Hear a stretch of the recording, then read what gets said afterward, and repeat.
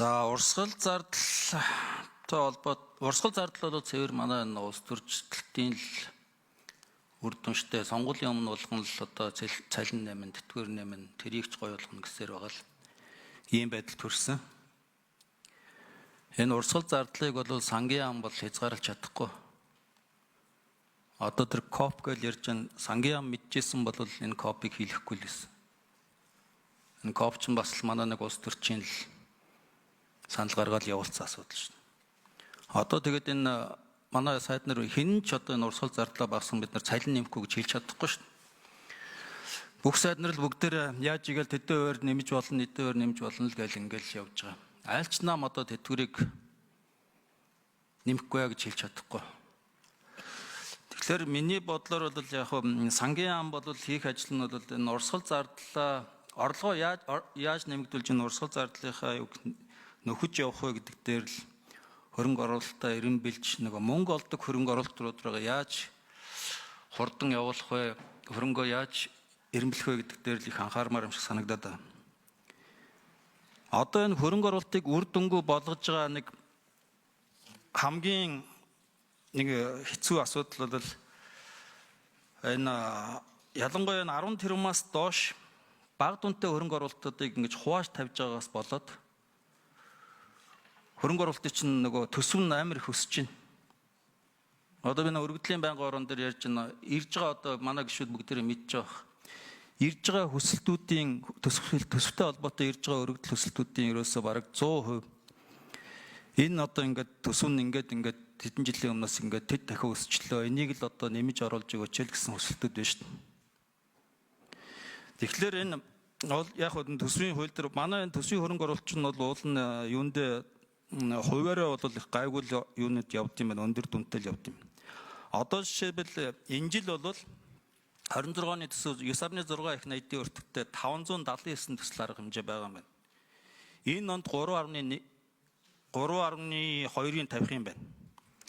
За гэтэл 10 тэрбумаас дээш нь бол асуудалгүй ингээд хувааж тавьж болох байх. 10 тэрбумаас доошоо одоо жишээл нэг сумын төв дээр 5 тэрбумаар хийгдэх ажлыг 3%-аар тавьчихлаар 1000 км явж очих гэж байгаа компани бол 3 дахиж очих болж байгаа. 3 жил дараа л. Тэгэхээр чин төсөв нь өсөхөөс аргагүй болчиход байгаа юм л. Тийм учраас энэ 5-аас доош дүнтэй ч юм уу.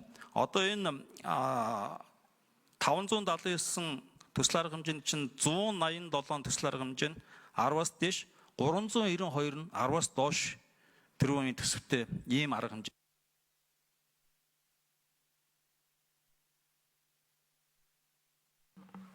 За тодруулгын 1 минут нэмье.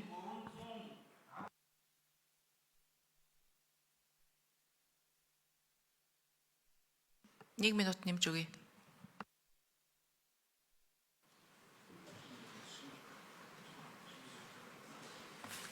Надад өгч өгөө юу? Равчхан Эрдэнэ бүрэн гишүүнд 1 минут нэмж өгье.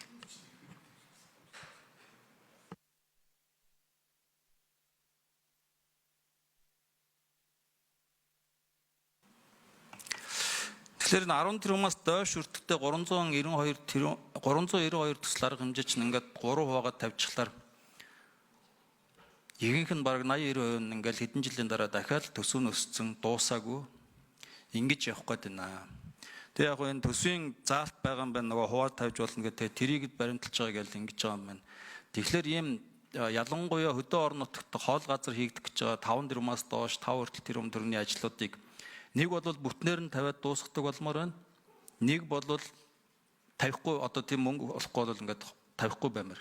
Тэгээ энэ тал дээр сангийн ам ямар бодолтой байгаа нэгдүгээрт. Хоёрдугаарт одоо ингээд орлого олдог хөрөнгө оруулалтууд руугаа хөрөнгө оруулалтууд руугаа анхаарч байгаа мó гэхэлэр ерөөсөө тийм алгаа. Гол олж байгаа орлого чинь бол энэ говийн бүсийн уул уурхай байгаа. Би энэ зөвхөн өмнө говьд орон говийг хэлэхгүй байна, дунд говийг хэлэхгүй байна. Баян онгор гов алтай.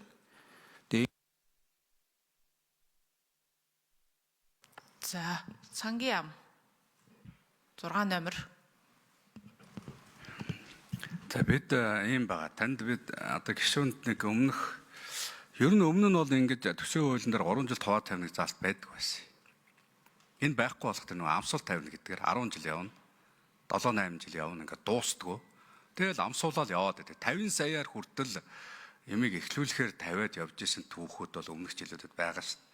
Тийм учраас сангийн яамнаас бол энэ сахлах батыг энэ төсвийн бас хөрөнгийг татвар төлөгчдийн мөнгө үр ашигтай болгох байдлаар ийм зохицуултыг бол бид зориулж орж өгсөн байгаа. За энэ дээр бол нэг ийм асуудал байгаа. Бид нар 10-аас доош биш ер нь бол 2-оос одоо 5 тэр хүртэлх тийм төс төртөгтэй байлгаа 2 жил. Тэгээд түүнээс дээшийг нь бол 2-оос 3 жил гэж байгаа. Гэхдээ энэ дээр нэг зохицуулт бас байгаа.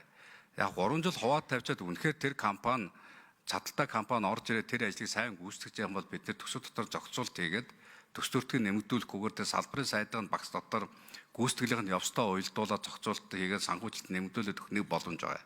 Хоёр дахь нь үнэхээр ажлын сая яваад дараа жилд нь дуусгаар бол бид нар дараа жилийн төсөв төлөвлөлтөд тэрүүн дээр төс төртгийн дараагийн 2 дахь жил дуусна гэж хэлээд өдөгдсөн мөнгөний тавьж өгөл бид нар батлаа явуулчихдаг. Ийм байдлаар зохицуултыг хийгээд явж байгаа. Нөгөө талдаа тэр бид бол сүүлийн 2 жилд хийгдсэн тэзүү зураг төсөвтэй байна гэдэг ийм байдлаар хуулийн дээр тусгаж өгсөн шүү дээ.